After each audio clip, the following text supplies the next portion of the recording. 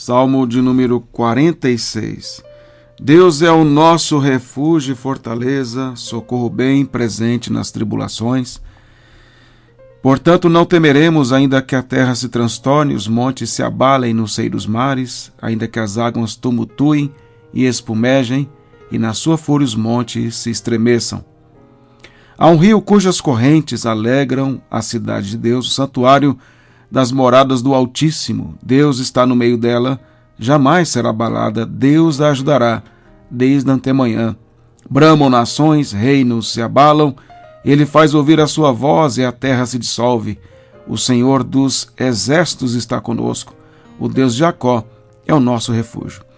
Vinde contemplai as obras do Senhor, que assolações efetuou na terra. Ele põe termo à guerra até os confins do mundo, quebra o arco e despedaça a lança, queima os carros no fogo. Aquietai-vos e sabei que eu sou Deus. Sou exaltado entre as nações, sou exaltado na terra. O Senhor dos exércitos está conosco. O Deus de Jacó é o nosso refúgio. Ao longo da história, o povo de Deus tem sido perseguido pelo inimigo, que utilizou pessoas, governos, reis, impérios e religiões pagãs. O Salmo 2 diz que os povos, as gentes, os príncipes e reis conspiram contra o Senhor e o seu ungido.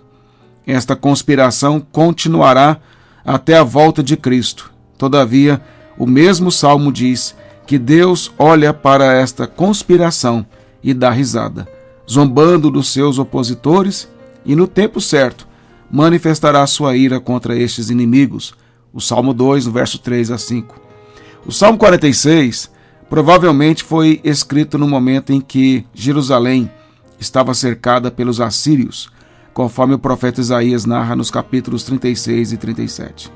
Milhares de assírios cercaram a cidade de Jerusalém e o mensageiro do rei Senaqueribe, chamado Rapsaque, pronunciava ameaças e zombarias ao povo de Judá. O rei da época era Ezequias, e este consultou o profeta Isaías sobre a resposta do Senhor. De forma bem resumida, Deus destruiu o exército assírio acampado ao redor de Jerusalém e fez Senaqueribe voltar para sua casa, onde foi morto pelos próprios assírios. Todavia, nesse cerco, houve angústia, medo e fé no coração dos judeus. Imagino que este salmo tenha sido composto dentro desse processo do medo, sendo vencido pela confiança no Senhor. O salmo é dividido em partes, e a primeira parte é do verso 1 ao verso 3. Esta primeira divisão do salmo expressa a confiança no Senhor, independente das ameaças do poder do inimigo. Deus é nosso refúgio e fortaleza, socorro bem presente nas tribulações. Portanto, não temeremos, ainda que a terra se transtorne e os montes se abalem no seio dos mares, ainda que as águas tumultuem e espumejem, e na sua fúria os montes se estremeçam. A linguagem é poética, por isso podemos entender que a menção a montes sendo abalados pela fúria dos mares e águas tumultuando e atingindo os montes é uma referência ao exército inimigo que ameaçava Jerusalém. Em seu poder militar causava tremores nas estruturas da cidade e também nas estruturas emocionais e espirituais do povo. Quando pensamos no cenário que envolvia a composição desse salmo, é algo realmente amedrontador. Humanamente era impossível que pudessem vencer aqueles inimigos e realmente não tinha qualquer possibilidade. Porém, diante de algo assim, é que temos a oportunidade de manifestar a nossa fé, nossa esperança no Senhor e crer que Ele é o nosso refúgio e fortaleza. Quando temos condições de resolver, confiamos em nossa força, sabedoria e esperteza. Mas quando tudo ao redor é contrário, fica clara a necessidade de clamar ao Senhor e confiar em sua providência. Foi isso que o salmista fez diante daquele cerco. É o que devemos fazer com a igreja e individualmente, quando cercados por inimigos poderosos, sedentos de destruição e cheios de ameaça. A segunda parte do salmo é do verso 4 até o verso 7. Há um rio cujas correntes alegram a cidade de Deus, o santuário das moradas do Altíssimo. Deus está no meio dela, jamais será abalada. Deus ajudará desde antemanhã. Bramam nações, reinos se abalam, e ele faz ouvir a sua voz e a terra se dissolve. O Senhor dos exércitos está conosco, o Deus de Jacó é o nosso refúgio. Na segunda parte, o salmista fala de um rio que sustenta a cidade em meio ao cerco. Existe até ao nosso tempo um rio canalizado que leva a água para dentro de Jerusalém, que havia sido feito por ordem do rei Ezequias.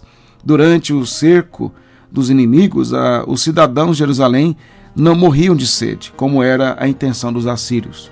O rio, simbolicamente, aponta para o Espírito Santo no meio do seu povo. Observe o que o texto diz no verso 5. Deus está no meio dela, jamais será abalada. Em Apocalipse 22, verso 1 e 2, é dito que do trono no meio da Nova Jerusalém sai um rio, e este aponta para o Espírito Santo. O Senhor Jesus afirmou que o Espírito fluiria de nós como uma fonte de água viva, João 7, verso 38 e 39. É o Espírito de Deus que move e sustenta a igreja, que é o corpo de Cristo. É o Espírito de Deus que sustenta a nossa vida e a igreja em meio aos cercos do inimigo. Somos alimentados pela Escritura, que é a sua espada. Guardamos no coração as promessas de Cristo, aplicadas pelo Espírito Santo à nossa mente e coração. Um dia, desfrutaremos de uma cidadania eterna e perfeita na Nova Jerusalém. A última parte do Salmo é do verso 7 ao 11. Fala das nações bramando, reinos se abalando, mas mesmo assim, com todas as ameaças dos inimigos, o Senhor está conosco e continuará sendo nosso refúgio e fortaleza.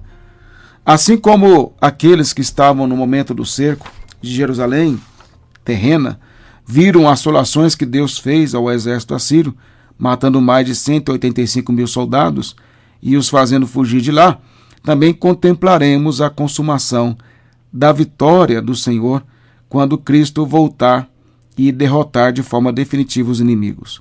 Como Paulo diz em 1 Coríntios, capítulo 1, verso 25 e 28, todos os inimigos serão colocados debaixo dos seus pés e o reino restaurado para ser entregue ao Pai. Cristo vencerá os inimigos de forma definitiva, colocando-os debaixo dos seus pés e restaurando o reino e entregando para o domínio absoluto do Pai. Não importa o quanto os inimigos se organizem, gritem, ameacem a igreja de Cristo, ela prevalecerá até o fim, porque é Cristo que a edifica e o Espírito Santo quem a sustenta. Podem temporariamente triunfar sobre nós, contudo, no dia da vingança do nosso Deus não haverá mais triunfo deles. Precisamos dizer para eles que ainda podem se arrepender e serem salvos da ira do Pai e do Cordeiro. Contudo, se continuarem rebeldes, terão que sofrer as consequências, como Senaqueribe. Continuemos firmes, sem vacilar, crendo que a vitória no final é certa para o povo de Deus. O Senhor é o nosso refúgio e fortaleza nas tribulações. A Ele toda a glória, hoje e sempre. Amém.